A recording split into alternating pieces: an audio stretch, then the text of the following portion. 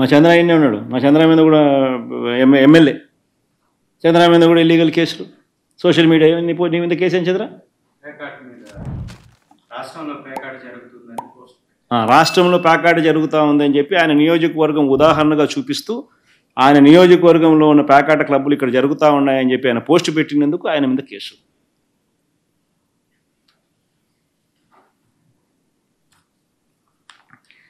ఇంకో దళిత ఎంపీ మా సురేష్, నందిగాం సురేష్, కేసుల మీద కేసులు. తెలుగుదేశం పార్టీ ఆఫీస్ మీద ఆయన దాడి చేసినాడు. ఆయన పాపం ఆయన దాడి చేయలే, పాపం ఆయన ఫోన్ కూడా పోలే, ఆయన ఊళ్ళో కూడా లేడప్పు. వేసినారు 60 రోజులు 70 రోజుల పైన. ఒక కేసుతో కాదు, ఒక కేసు నుంచి ఒక కేసులో బయటకు వస్తా, ఒక కేసులో ఒక కేసు పెట్టక తలికే మళ్ళీ ఇంకొక కేసు, ఒక కేసు తర్వాత ఇంకొక కేసు, అన్ని ఇట్లాంటి దిక్కుమాలిన కేసులే. ఒక దళితుడు ఒక ఎంపీ 70 రోజులుగా జైల్లో ఉన్నాడు.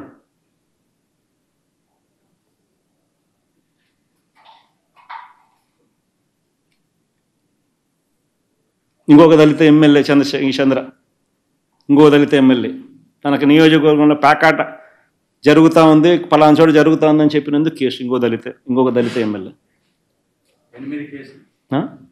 8 కేసులు, ప్రశ్నించినందుకు 8 కేసులు. మాజీ మంత్రుల మీద కేసులు, కొడాల నాని, అంబటి రాంబాబు, రోజా.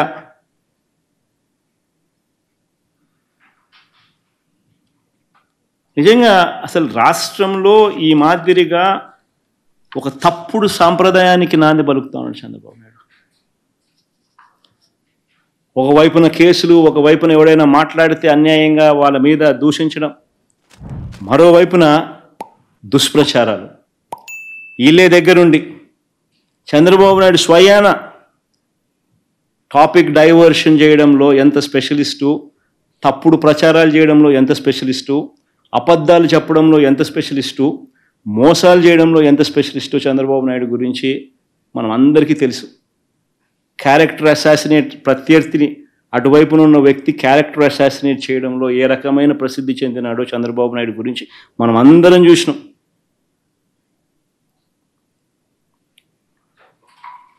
లక్ష్మీ పార్వతితో మొదలుపెట్టుకుంటే నా వరకు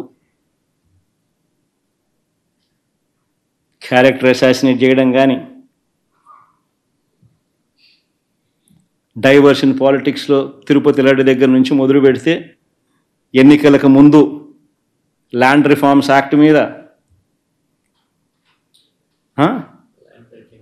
ల్యాండ్ టైటిలింగ్ యాక్ట్ మీద,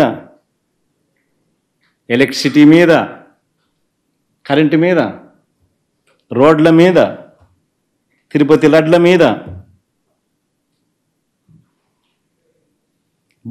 అప్పుల మీద, రాష్ట్ర ప్రగతి మీద, ఇండస్ట్రీస్ మీద, పారిశ్రామికవేత్తల మీద,